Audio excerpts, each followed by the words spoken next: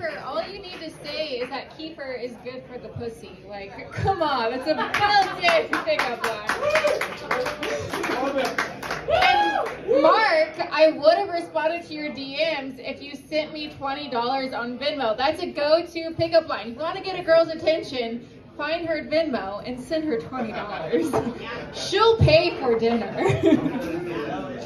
A little bit about myself. I am a ex-Mormon customer service representative, divorcee. Yeah, it's very nice, very prestigious combination of things. So last year, I took like a really hard look at my life to see like what my options are, and I had like 3 options. I could go to grad school, I could get a sugar daddy, because I'm tired of being the one to send $20, or I could try stand-up comedy. And honestly, I like the attention. So thank you everybody for quieting down. 2021 was actually a really good year for me. It was basically my first year being single since high school. But it's hard like learning how to flirt as an adult. So right now my go-to pickup line is like, hey baby, what's your home internet speed? It kills at the Verizon store. But like, dating's hard because I'm a nerd, so the only people I've hooked up with recently are someone helping me write my Dungeons and Dragons character and the head writer for The Mandalorian. Not actually The Mandalorian, it's a different nerdy show, but I changed the show to protect the identity of this person's wife. Because dating's also hard because married men like continue to hit on me. No. I almost get it though, like almost. Because if you're married, hitting on someone is a big risk. So like they see my, thank you for asking why, sir, let me tell you.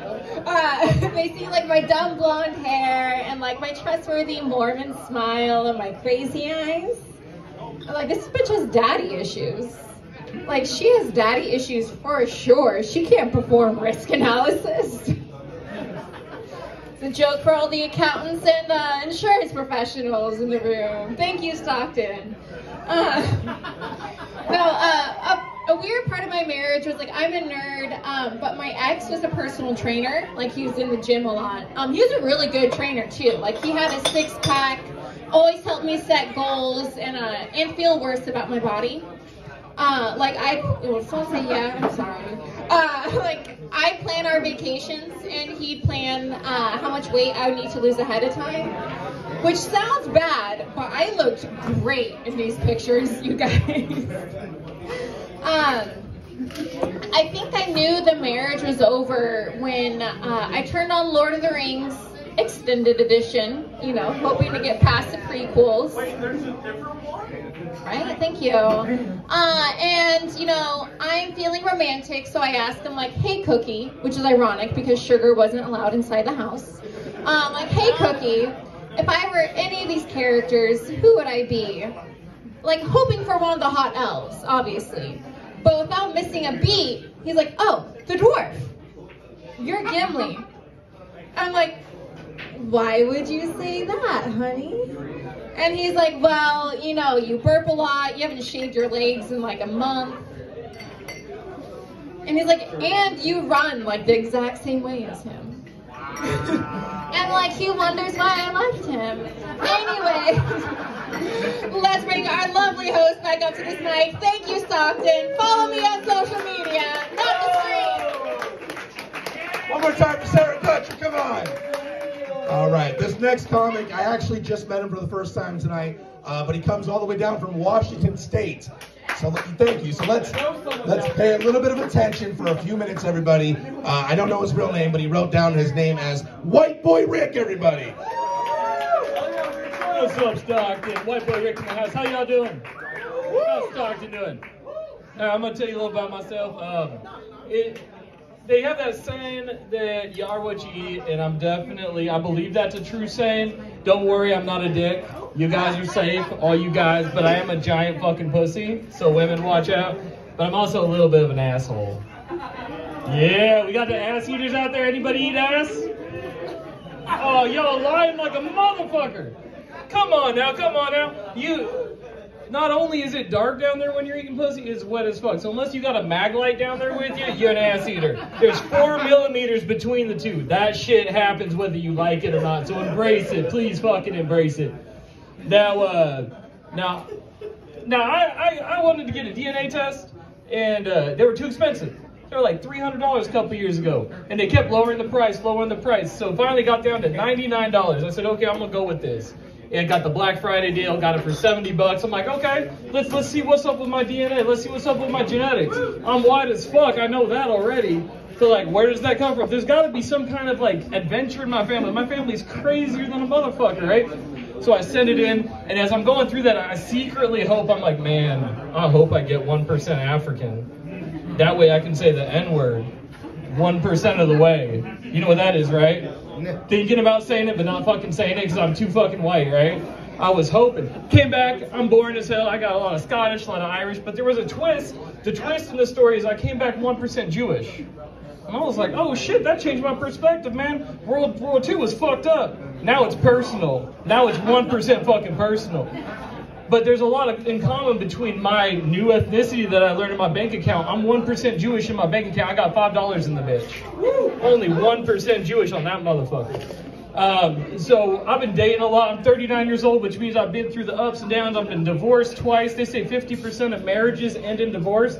So I'm actually the perfection, right? 2 for 2, 2 marriages, 2 divorces. I'm hitting 1,000. That's what we talk about in baseball, right? Yeah. Why divorce is so expensive? Because they're fucking worth it, right? Get that freedom.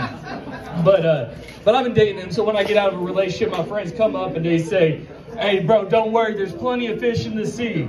What they don't tell you is 90% of those fish are dead fuckers in the bedroom. Oh my god, now I need some girl with some spice. I don't want that vanilla. I want that excitement, right? So I end up dating all these girls. It's boring as hell. And I get this good girl. And I tell her, I said, hey, I like to have the type of sex where you got to brush your teeth twice after. And she's like, what you mean you got to brush your teeth twice? I said, because I like to lick that booty hole. And she looks at me, she's like, okay. So this girl, she preps before we have sex. She puts the prep work, gets all shaved up. But the favorite thing that she does that I love, she preps. She grabs a Tic Tac, she bends over, she pops that motherfucker in there. So I only got to brush my teeth once. Not twice, I only got to brush my teeth once after I get out of the sack with my girl. I heard a guy talking up here about Shark Week, and I actually got a solution. If you're worried about Shark Week, y'all got to get a girl with a hysterectomy, man. And that's what I did. You got to go for the older girls. The older girls, you ain't got to worry about no Shark Week. We have all sorts of fun out there. Now, I'm going to end on this. I got a 9-year-old son, and we like to have a lot of fun. We were driving from Washington down here. This is actually my home. I was born in the Bay Area. I'm a transplant up in Seattle now. And I come back home, and we stop at a rest stop. We're getting gas and whatnot. We go into one of those granola bakeries. It's a bakery, and I was like, we're going to get some donuts and whatnot. We walk in, and it's all women, all bald-headed women. They're all making it from the farm to the table, right? They got signs everywhere. We walk in the bathroom. My son's taking a leak. And I look at the sign above the toilet, and it says, real cows, and it has a picture of a cow, eat grass. I'm the badass type of dad. I put my thumb over that G and R, and I said, hey, bro, look at that. And he goes, real cows eat ass. Dad, what the fuck? So I like that fun with that. But I want to thank Nick for having this open mic. Thank you guys for coming out. The comments coming before, and keep on rocking it, Stockton. White Boy Rick, everybody, come on.